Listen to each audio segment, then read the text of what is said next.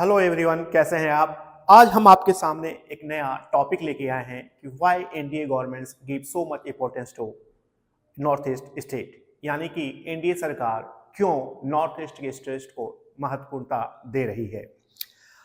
आप अगर देखेंगे नॉर्थ ईस्ट के इलाकों को आप देखेंगे तो आपको पता चलेगा कि कितना ज़्यादा यहाँ पोटेंशियल है।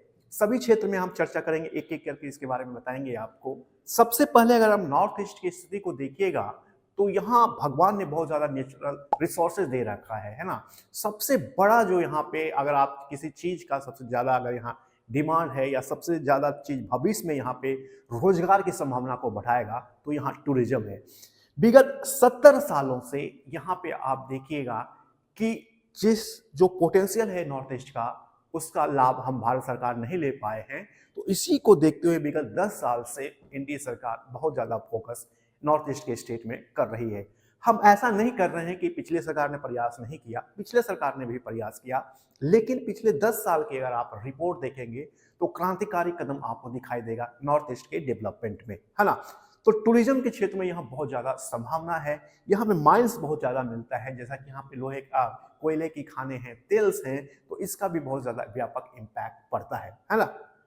इसीलिए देखते हुए भारत सरकार के जो प्राइम मिनिस्टर हैं वो कल स्टेटमेंट दिए, मोदी साहब ने स्टेटमेंट दिया कल कि आने वाला जो समय है वो नॉर्थ ईस्ट का समय होगा, क्योंकि यहाँ इतना ज़्यादा डेवलपमेंट का स्कोप है ये तो। और यहाँ के बच्चों को आप देखिएगा तो आज भी अगर आप स्पोर्ट्स के क्षेत्र में नॉर्थ ईस्ट के जाएंगे तो यहाँ के बच्चे बहुत ज़्यादा स्पोर्ट्स में पार्टिसिपेट करते हैं। यहाँ का एक कल्चर ही है स्पोर्ट्स है ना।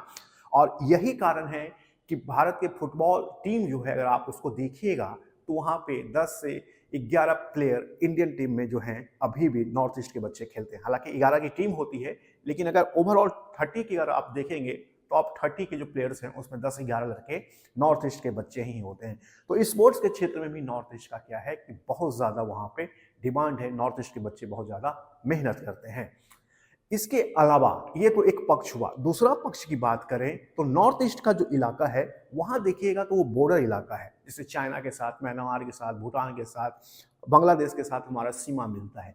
इसमें भूटान को अगर आप हटा देंगे तो बाकी जितने भी देश हैं यहाँ से कहीं ना कहीं असामाजिक तत्वों का जो गतिरोध होता है वो भारत सरकार के खिलाफ इन्हीं क्षेत्रों में दिखाई देता है।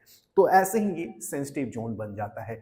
खास करके अभी आपने कुछ दिन पहले देखा होगा कि बांग्लादेश की जो स्थिति है उसका इम्पैक्ट कहीं ना कहीं नॉर्थ ईस्ट में पड़ रहा है।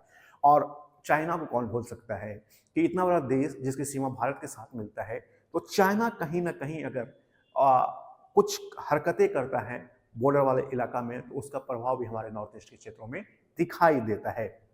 और ऐसे भी चाइना अरुणाचल प्रदेश के पूरे हिस्सों को ही अपना अंग मानता है। ऐसे में ये जोन जो है बहुत ज़्यादा सेंसिटिव हो जाता है। और इसी को देखते हुए विगत 10 वर्षों से भारत सरकार लगातार विकास के प्रयास कर रही है। खास करके जो बॉर्डर इलाका है वहाँ पे कनेक्टिविटी पर ज़्यादा फोकस कर रही है। जो बॉर्डर का इलाका है वहाँ रोड, सड़क मार्ग का ज़्यादा से ज़्यादा निर्माण हो रहा है।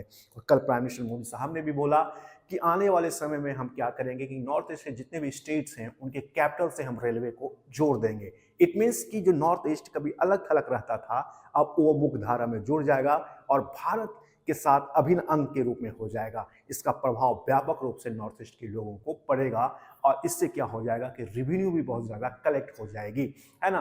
तो कह सकते हैं इससे रोजगार की संभावना भी इन स्टेट्स में बढ़ जाता है। तो आज की ये वीडियो जो था ये नॉर्थ ईस्ट पे था। उम्मीद करते हैं कि ये जो मैंने थोड़ा सा विवरण दिया ये आपको पसंद आया होगा। अगर आपको पसंद आया तो प्लीज़ इसको लाइक कीजिएगा। फिर मिलेंगे एक नए वीडियो के साथ, फिर वहाँ पे नए डायमेंशन से वहाँ पे चर्चा करेंगे। तब तक के लिए मुझे इजाज़त दीजिए। धन्यवाद।